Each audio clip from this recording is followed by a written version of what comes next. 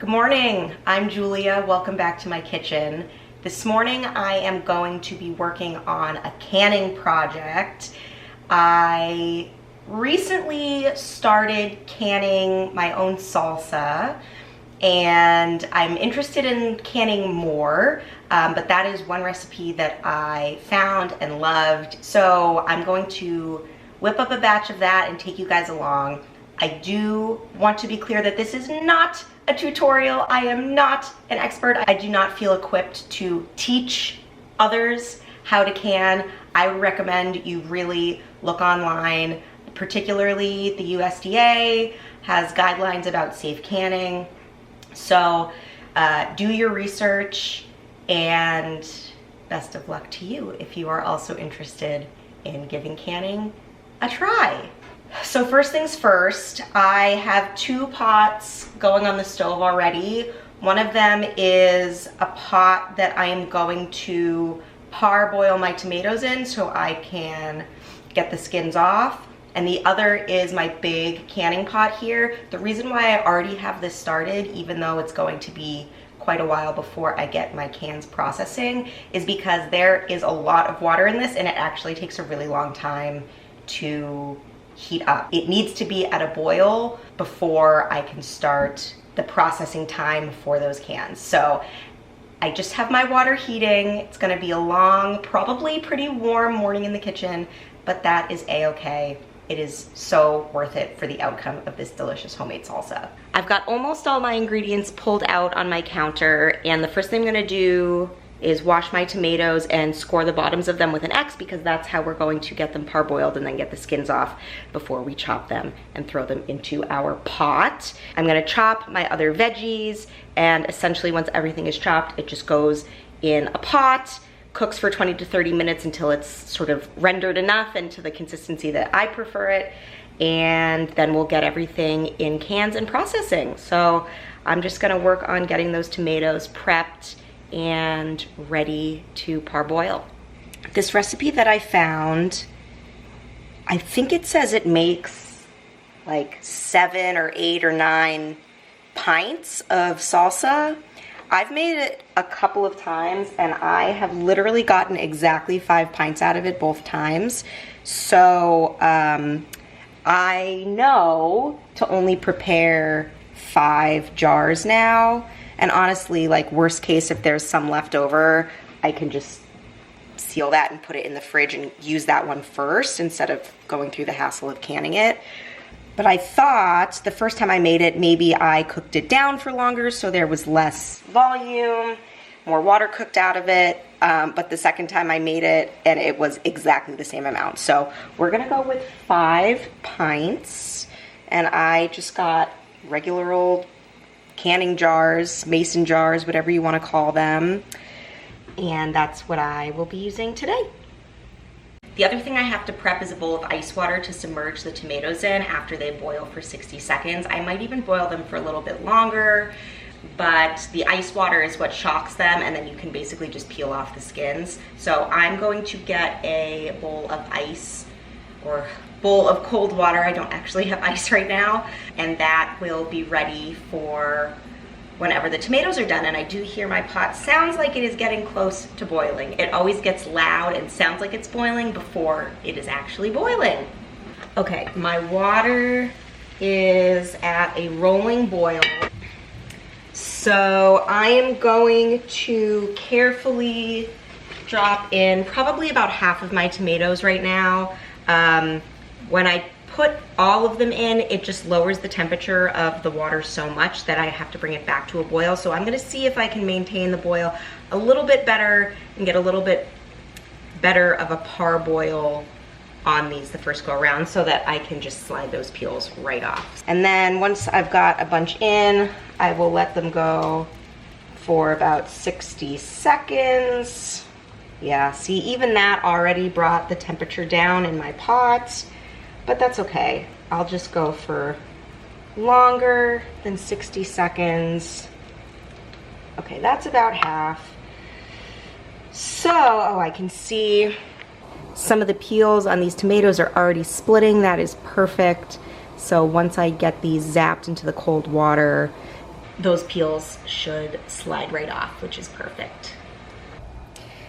The first batch of tomatoes is chilling in this cold water. As soon as those are cool enough to handle, I will pull them out and start to peel those skins off.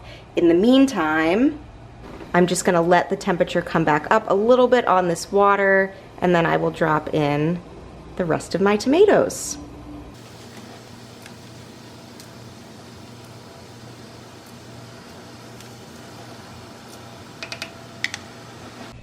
The other thing I'm going to do, now that all the tomatoes are done boiling, I'm going to dump out the water that was in my big pot and set that back on the stove empty, because that's what we're gonna cook everything down in before it goes into the cans and gets processed in the water bath canner. The other thing I'm going to do is I'm going to switch the burners that these two pots are on. So the smaller one that we're going to cook in, I'll put onto my like medium-sized burner, and I will move my water bath canner onto my large power burner.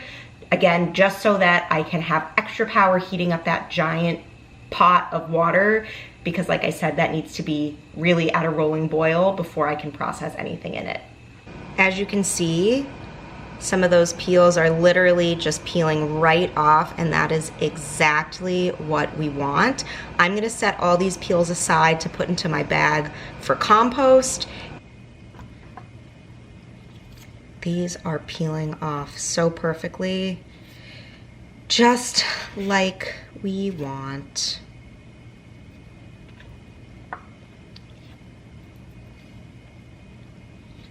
One thing I'm going to start doing actually is start chopping these as I peel them and putting them directly into my pot that is not sitting on any burner right now. The heat is off.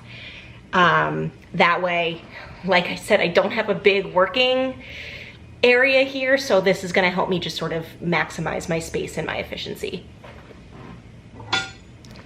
And I need 9 cups of tomatoes, so I'm just gonna chop, put in here, and take right over to my pot as I go.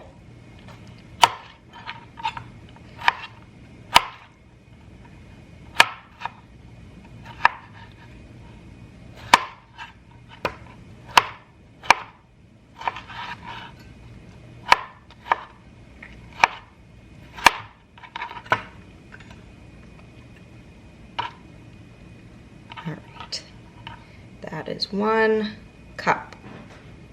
2.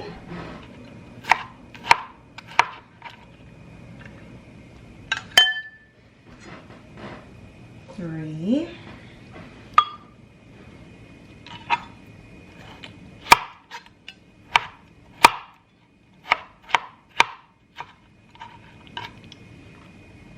6.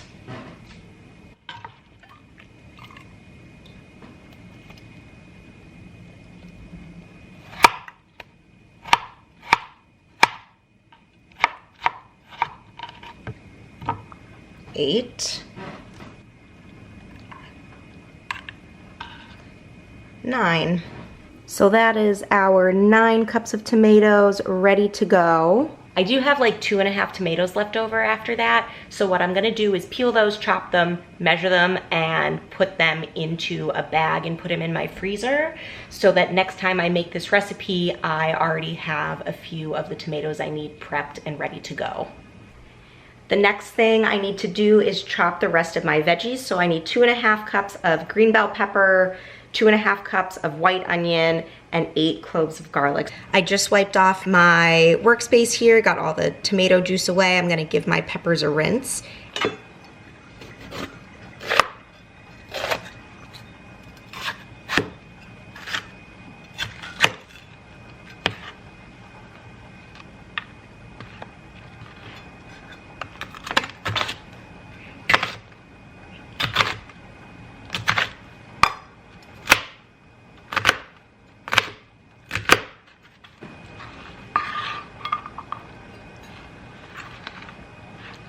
One thing that is important to know about canning is that you really have to stick to the recipes without deviation for safety purposes. One of the risks you run with food preservation like this is foodborne illness, and specifically botulism, which nobody wants.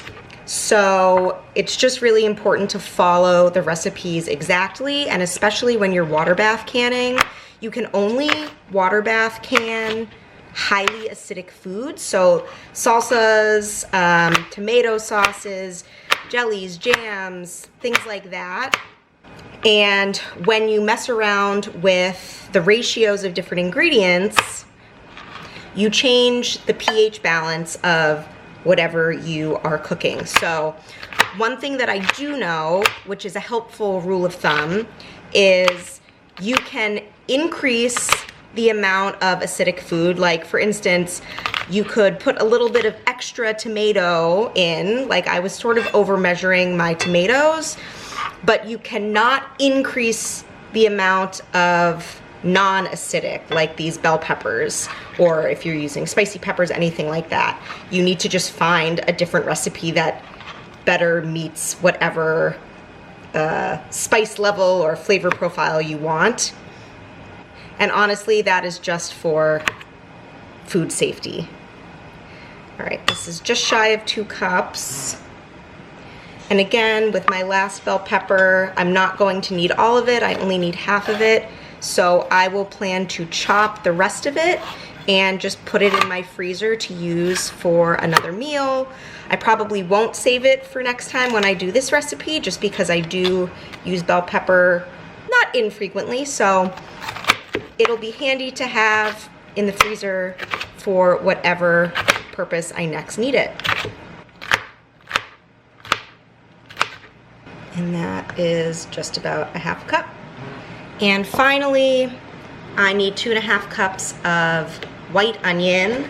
I have this remainder of a part of an onion that I was cooking with earlier this week. So I'm just gonna cut out some of these kind of dry, crunchy bits and get chopping. Whatever remainder I don't get out of this, I do have another small onion.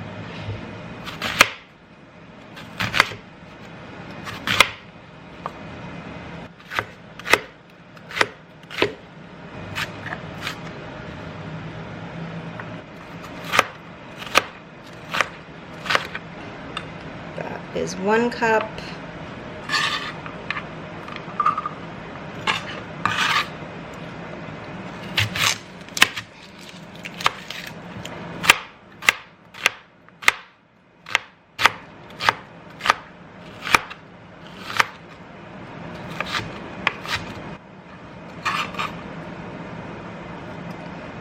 It's 2 cups.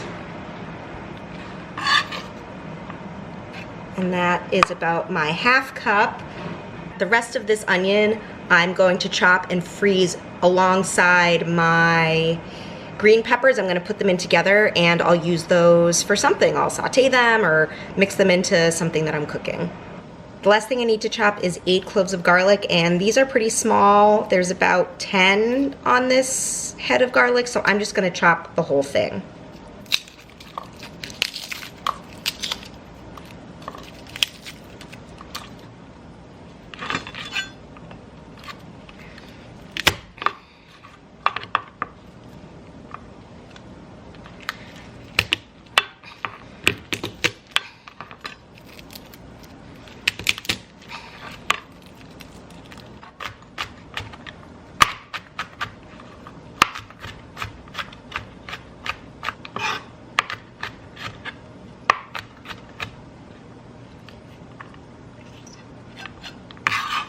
One ingredient that I don't have to chop and prep is some jalapeno peppers. The last time I made this recipe, I had more jalapenos than I needed, so I chopped them and froze them in individual sized portions, so I know that this is exactly how much I want to put in one batch of salsa.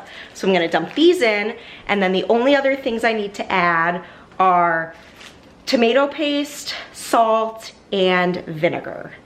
I always check my recipe just to make sure, so I've got my tomatoes, green bell pepper, white onion, jalapenos, garlic, canning salt, white vinegar, and tomato paste. So I am just about ready to get this all going on the stove.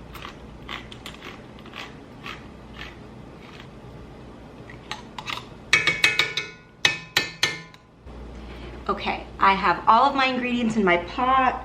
I'm gonna get my heat going and get all of this mixed together.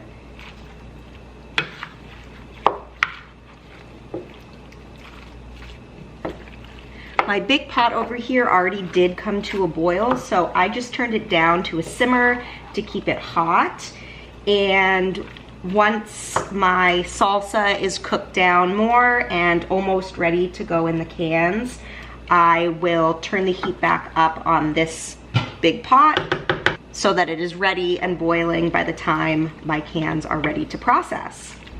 The other thing I'm gonna do once I get this going and all nice and mixed, I am going to clean up my area, and the thing that I'll do after that, and then I have my canning jars down here that are, they are clean, but I am going to give them a good wash with hot soapy water. New guidelines say that you don't have to sterilize in boiling water, so I'm just gonna give these a good wash, and they will be ready to go when all of this is done. So that's one thing that's a little bit nicer about a recipe like this. Even though it takes a really long time to do all the different steps, there is quite a bit of downtime, and you can get your cleaning done, you can get other prep done. If I was working on other recipes, I could be prepping that kind of stuff in between. So it is a long process. Right now, in where I am in my life, I think it's worth it. I really enjoy making things from scratch, having all fresh ingredients that I get to pick myself. This is all nice and mixed. I am just gonna crank the heat, get it going, and turn it down to a simmer. Set a timer for 20 to 30 minutes. I just put my extra peppers and onions into this reusable bag. I'm gonna throw this in the freezer, and this will be a great addition to some dinner sometime in the future. It has been 20 minutes, and this is still looking kind of liquidy to me, so I'm going to let it go for another 10 minutes just to get it to a thicker consistency that my husband and I are going to enjoy more. In the meantime, I got my cans and my lids and my funnel all washed and clean, and I got my work area all cleaned up as well. It feels so good to know that there's basically very little cleanup left to do once I get my cans processing. I basically just have to wash my utensils and the pot that I'm cooking this stuff in right now.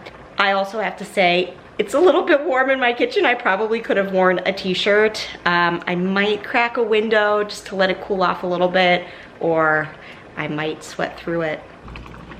In theory, making my own salsa could be more cost efficient. Obviously, my time has a cost, so it's not like it's just the cost of the materials that are going into it. If you grow your own vegetables, this would be even more cost efficient. Of course, there's an added cost of growing your own garden, the time and the resources that it takes to do that. But, you know, in terms of going to the store and buying materials, I ran the numbers the first time that I made this salsa, and it kind of was about equal to what I can get at the store. I do a lot of my grocery shopping at Aldi, and they really do have really, really good prices. Honestly, I can't find cheaper prices where I live. For me though, canning isn't just about trying to save money or preserve, you know, the bounty that I've grown from my own garden or anything like that. It's an experiment, and it's something fun to try, and it's a new skill to learn and to improve upon. It does take a whole weekend morning for me to do this one recipe, but it's fun and it's exciting, and it's an opportunity for me to learn a skill and improve upon that skill. Plus, I love to cook from scratch, so being able to serve myself or my husband or our friends something that I made totally from scratch, it feels really rewarding. I gave my team at work a jar of salsa each for the holidays, and that also felt really rewarding, just to know that I put a lot of thought and love into what I was giving them. That's not to say that, you know, a gift from the store or, you know, something else isn't thoughtful. Like my boss gave all of us a bottle of alcohol, and our executive director also gave everyone alcohol, and that is something that I also really appreciate. But at the end of the day, I personally find a lot of value in just learning these skills and sharing my love with people in my life that way. Okay, it has been another 10 minutes and this is looking just about how I want it. So I'm gonna turn off the heat. I did turn my canning pot back up to get it boiling, and I threw my hair back because I am sweating. So this is now off the heat. I'm gonna give it just another stir, and that looks so beautiful. I cannot wait to eat this. Now I'm going to get my cans filled. So I need to fill these jars and leave half an inch of headspace, which means a half an inch empty at the top of the jar. So I have my funnel, and I'm just going to carefully pour salsa into my jars.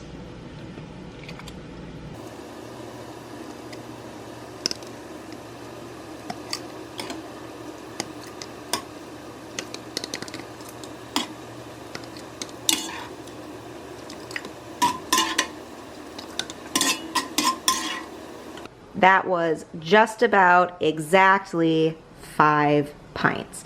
So the last thing I need to do here, I'm just gonna make sure that they all actually have a half-inch headspace, even them out between the jars, and then I will wipe the rims of each of the jars with a damp cloth to make sure that it's clean, and that'll ensure a good seal with our lids.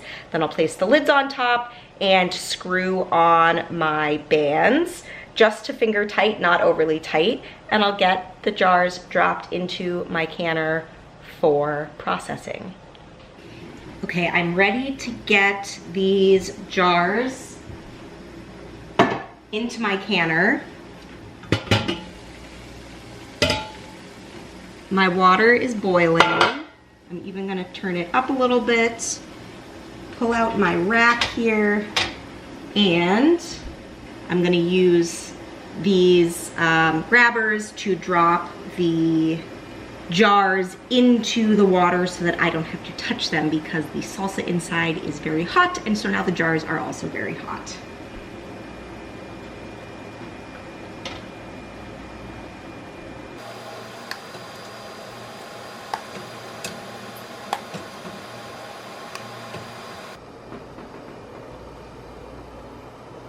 I'm gonna let this come back up to a roaring boil, and then I will start my timer for 30 minutes. The other thing that's important is making sure that there are 2 inches of water covering the tops of those jars while they process. So luckily I did fill my canner high enough, but if it wasn't a full 2 inches on top of those cans once I dropped them in the water, I would have needed to add more water, which would have slowed down, bringing that all up to a boil. And now that I have that processing, I just set a timer for 30 minutes. I'm gonna clean the very last pieces that need to be cleaned, and then we're golden. We just let it process, and I'll come back and show you what we do next. It has been 30 minutes, my timer just went off. I'm gonna turn the heat off and take the lid off of my pot. You can see these jars still simmering, so what I'm gonna do is gently lift this out. Sit that just there. Oh, I heard some popping, which means that these jars are sealing as we speak. I'm gonna let them cool there for literally just a minute maybe, and then I'm going to grab them out of the pot using my grabbers and set them aside. And these have to sit undisturbed for a full 24 hours. I want them to cool absolutely completely, and then we'll know if the jar's sealed properly. One thing I realized I forgot to do was to use a skinny spatula or like a chopstick or something and make sure that all of the air bubbles were removed from those jars before I sealed them. I remembered it like 10 minutes into processing them. So let's hope I don't get botulism. Don't be like me. I told you this was not a tutorial, so please do not copy what I have done here today.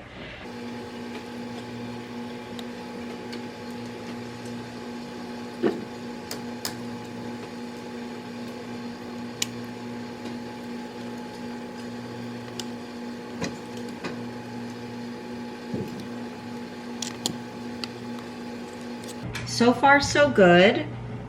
But like I said, we won't know if these are properly sealed until they are absolutely completely cooled. So they will sit there for a day. Okay, you guys, it has been a couple of days. I forgot to check back in with you, but I'm happy to report that our canning was successful. I have 5 jars here that all sealed successfully. You can see that when I push down on the lid, they don't move, they don't make noise. So there is a little bit of just mineral buildup from my water, but I'll just give these cans a good rinse and then they will go straight into my pantry. If you like this video, make sure to give it a thumbs up. Leave me a comment down below if this is something that you'd like to see more of, different canning projects, learning, practicing this new skill, and make sure if you haven't subscribed already that you hit that subscribe button. Thanks again for hanging out, and I'll see you in the next one. Bye, guys.